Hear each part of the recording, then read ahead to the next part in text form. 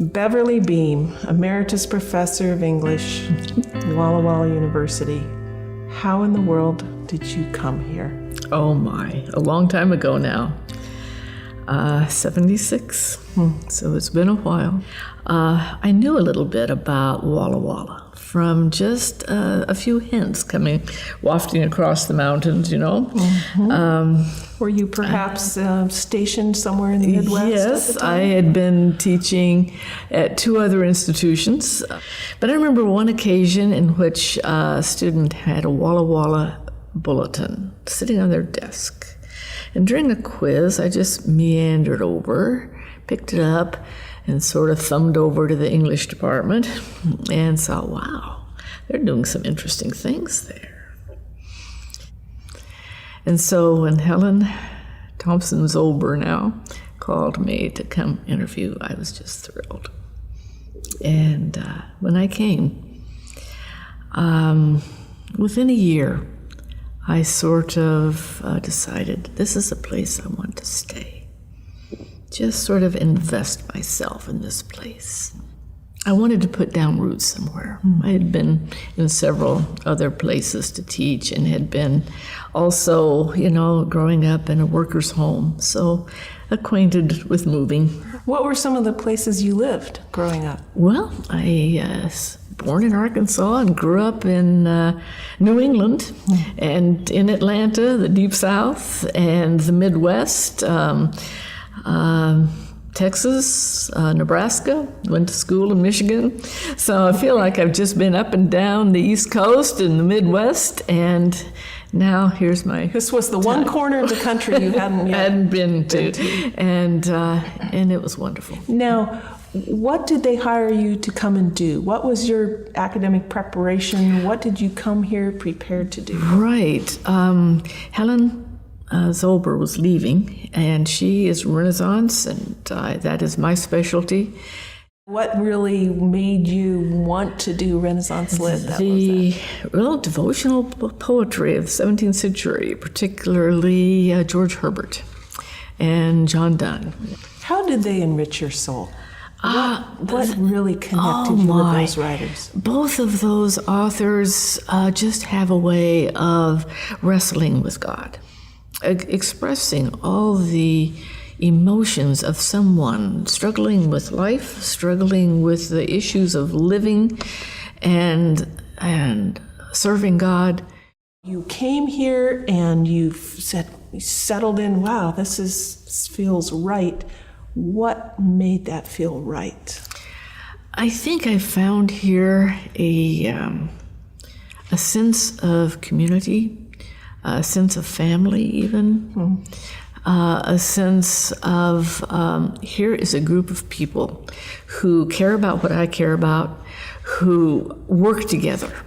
I love the connection between the university and the church. It was so close. You know, it seemed like that what you were doing for one was also for the other. And I appreciated that. So walking into the church, your background in religious poetry and so forth, what helped you feel connected in that way that you describe to the church part of the community? Well, the church part of the community, very shortly, I became an elder in the church. And that is something that meant something to me because back in those days, women were not elders very much. And here I found, I think, really for the first time, a place where women could serve in the church fully. I remember Mel Lang being here. And I remember him saying very frequently, you just can't do enough for the church. And Mel Lang at that point is professor of mathematics. Yes. Chair of the Department of Mathematics. That's very right. busy with that. And he became head elder. And so he was in that role too. And I just thought, yeah, I think I understand that. I want to do that too. So you came here, you found a sense of community, you felt you wanted to stay. And at that point, did you kind of think, well, I'll be a Renaissance scholar here for a good long while? Did you start to branch out or have additional interests in different parts of academia? It's Where did so that go? amazing how one thing can lead to another. That was certainly my goal, is to just be a Renaissance specialist, but at the same time, the department has needs, so they wanted me to become college writing coordinator. And that involved a marvelous challenge of going to the University of Iowa for a experimental program in which they were bringing in writing program directors from all over the country to just study the latest developments in writing theory, learning how it is that people actually write and learn to write, and develop writing programs in our colleges and universities that fit that and reflect that. And so Walla Walla College at that point developed a 5-year pilot program. In terms of other content areas, as you progressed through your career, you developed additional interests on kind of along with that. Tell me about that a little bit. And they do connect. Yeah. You know, one thing connects to another. And in studying Renaissance lit, of course, the Bible is a major, major influence on that. So I had a strong interest in biblical literature as well. And I did get several opportunities to go to seminars in biblical literature. One at Yale particularly opened up studies in the Bible in its ancient Near Eastern contexts. But it prepared me for studies with an archaeology friend who came, and that is Doug Clark. And we combined efforts in studying the book of Judges.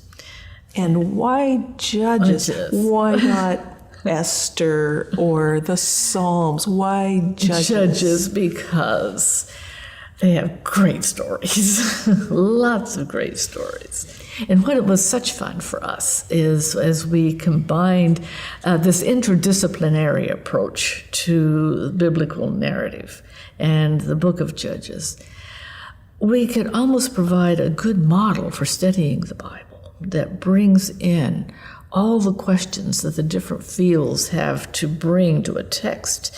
You know, what you learn about a text depends on the questions you ask of it. Students would come in thinking, one whole quarter for one book? But they will go away knowing that they have just barely touched the surface. And that's what learning is all about, to recognize how much you don't know, how much there is yet to learn. Go deeper. Go deeper. Always go deeper. You never get to the bottom of it. Now, did you eventually develop an interest in something maybe more close to our contemporary times? Things that were maybe more directly connected to your Adventist setting? Well, certainly always looking at what's going on in the church is of interest to me. And what's of interest to me is what's happening with women. I connected with a colleague, Ginger Harwood. We heard people just talking all the time about the early Adventist understanding of this. And we thought, well, what is the early Adventist understanding about this?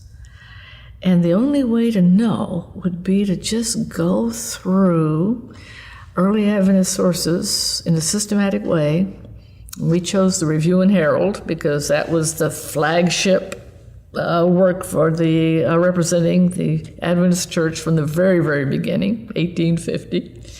And so we just started reading it, Volume 1, Issue 1, on through. And we were looking at what they were saying about women in leadership positions, women as public speakers. That was what the issue was in those days, because in those days it wasn't proper for a woman to speak publicly. And they were encouraging women to speak. And the question would always come up, how can you do that? It's just a scandal, just plain scandalous. But they argued and defended women speaking, not just Ellen White. They were defending all women's right to speak in church, in public. Thinking of other things that happened outside of the classroom, how did you get involved in the larger issues of the university, how the university runs? That was one of the things that appealed to me right at the very beginning. One of the things that made me realize Walla Walla is a very unique and special place. And that was this whole concept of faculty governance, or that was the name for it. But what it meant was faculty engagement in the work of making decisions in the campus. Committee work, lots of committee work. And I loved it. Something else I was wondering about is you talked about community and how that translates into creating an environment where people want to work and want to be and want to connect with students. How do you use that sense of community to affect your decision making if, say, you're hiring a new faculty member? Oh my, yes. You know, I think that the English department, and I think the same is true with history, and with many departments, but we have been very, very careful to who we hire. And we kind of insist on what Gary Wiss labeled the 4 C's. That would be collegiality, competence in the discipline, classroom effectiveness, and Christian influence and experience. Those 4 are essential. And certainly part of the main one is collegiality. That means just working and playing well with others. People can thrive in that environment. And that's what it takes to thrive. Reflect for me for a moment on the way that you translated your interest in Renaissance literature, in spirituality, biblical literature, and in writing into the classroom, and how you feel that sense of connection with your students, both when you were sitting with them and then as you communicate with them over the years since then. How has that dynamic worked for you? Well, I'm so fortunate that the subject matter that I teach just lends itself to that naturally. And I love the sense of connection, of personal commitment and devotion to academic thoroughness and rigor. They go together. There's nothing that is conflicting in those two interests. And I hope that came through in my teaching. It was certainly something that I worked to make come through. You know, the most exciting thing in the classroom happens when you bring something that you are just now learning. And your students, then you present it to your students, they discover it with you, they share your joy in the discovery. And then that sense of constant ongoing learning. And what happens one-on-one? As a teacher of writing, you spend so much time individually with students. Yeah. How does that affect your feeling about teaching and about connecting with them? It is so individual because everybody's writing is so unique and so different. You do not have that canned, fill in the blanks. You have coming from the student's mind and heart. And that is the most important thing to connect. One of my favorite comments on a student evaluation came from a freshman student. Didn't learn much, just how to write. There you go. What has the approach of retirement enabled you to do that you haven't had time to do before? Oh my, yeah. Would I be bored? I was a little worried, but that hasn't happened, and I'm so glad for that. Opportunities for travel. And you get to travel when you would have been teaching. That's right. That's otherwise. right. That's right. Now, looking back over everything you've described, can you distill for me what it has meant to you to be here at Walla Walla University? I think that what is so special about Walla Walla University is how much it allows me to live coherently. What I do at the university and what I do at the church are connected. What I do in studying Renaissance Lit is connected with spirituality. All of it fits together.